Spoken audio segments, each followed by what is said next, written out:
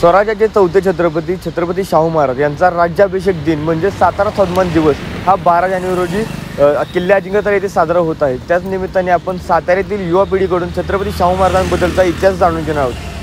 छत्रपती शाहू महाराज माहिती आहेत का कोणाला? हो माहिती आहे। कोण होते ते? स्वराज्याचे चौथे राजे। त्यांचा राज्याभिषेक कुठे झाला होता? अजिंक्यताऱ्यावर। कधी झाला होता माहिती आहे? 1911 ला। सातारा शहराबद्दल किंवा सातारा जिल्ह्याबद्दल तुला ऐतिहासिक माहिती काय आहे का तुला? सातारा मधला अजिंक्यतारा, नंतर ना कास पठार आहे, यवतेश्वर महादेव माझं मंदिर आहे, नंतर ना पलीकडे तो किल्ला सज्जनगड, नंतर ना वासोटे, नंतर ना पाटेश्वर, जरंडेश्वर। सातारा तर इतिहासाचं केंद्र आहे प्रमुख आहे। आपल्या संभाजी महाराजांचं म्हणजे जे स्थान आहेत म्हणजे शाहू महाराज वगैरे ते इथूनच स्वराज्याची सुरुवात त्यांनी केली। शाहू महाराजांनी स्वराज्याचे चौथे छत्रपती। सातारा शहर हे आपले छत्रपती शिवाजी महाराजांचे वंशज या सातारामध्ये आहेत। सातारामध्ये किल्ले आहेत। दुसरी गोष्ट सातारा शहरामध्ये अजिंक्यतारा तसेच कास पठार व सज्जनगड असे किल्ले आहेत व विविध ऐतिहासिक मंदिरे आहेत। साताऱ्यामध्ये ऐतिहासिक गोष्टी आहेत त्या एक प्रतापगड आहे, पुन्हा अजिंक्यतारा आहे। अजिंक्यताऱ्यावरती राज्याभिषेक झालेला होता शाहू महाराजांचा। ते स्वराज्याचे चौथे छत्रपती आहेत। स्वराज्याच्या किती राजधानी होत्या आणि कोणकोणत्या? रायगड, राजगड, अजिंक्यतारा, चौथी प्रतापगड। पहिले होते ते राजगड होते, दुसरी होती रायगड होती, तिसरी होती जिंजी आणि चौथी अजिंक्यतारा होती। वेगळं काय नाही आता, सर्व किल्ले म्हणजे सुंदर आहे, परत ना निसर्गरम्य वगैरे सगळं सर्व चांगलं आहे। परत वरती कधी फिरायला गेलास अजिंक्यतारा किल्ल्यावरती? काय काय बघितलं?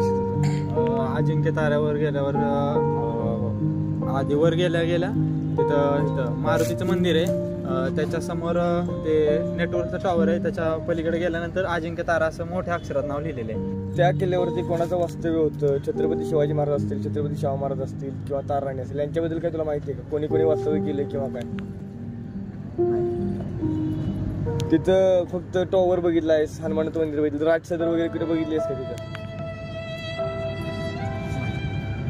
नाही, एवढं लक्षात नाही। त्यांच्या वडिलांचं नाव काय होतं?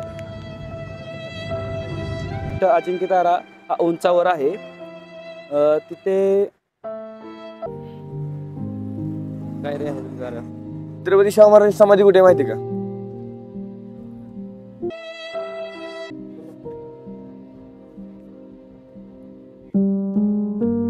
सगळ्या ट्रॅकरनी जरा लक्ष द्यायला पाहिजे, कचरा वगैरे केला नाही पाहिजे किल्ल्यावर। आपण काय बॉटल वगैरे कचरा तो नेला तो रिटर्न 100% नेलाच पाहिजे, असं तर वैयक्तिक मत आहे। सर्वांनी ते आचरणात आणायलाच पाहिजे। तू काय?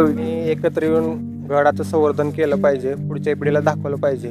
छत्रपती शिवाजी महाराज असतील, संभाजी महाराज असतील, यांच्याबद्दल सगळ्यांना इतिहास माहिती आहे। स्वराज्याचे चौथे छत्रपती शाहू महाराज यांचा इतिहास जो पडद्यामागे आहे तो समोर आला पाहिजे, असं काय वाटतंय का तुम्हाला? 100% आला पाहिजे।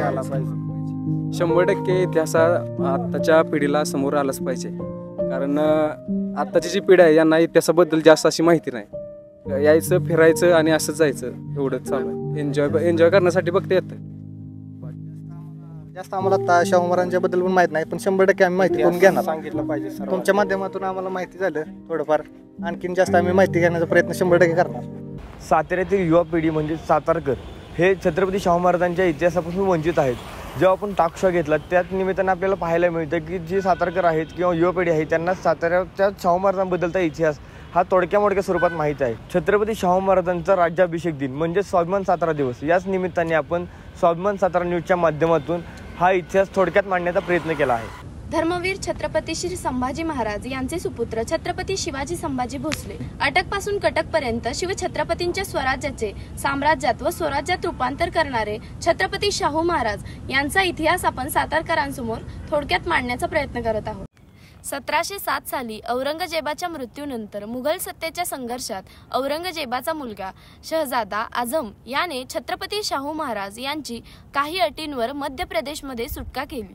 छत्रपती शाहू महाराज खानदेश पुणे मार्गी साताऱ्यात आले. छत्रपती शाहू महाराजांनी किल्ले अजिंक्यताराला वेढा घातला.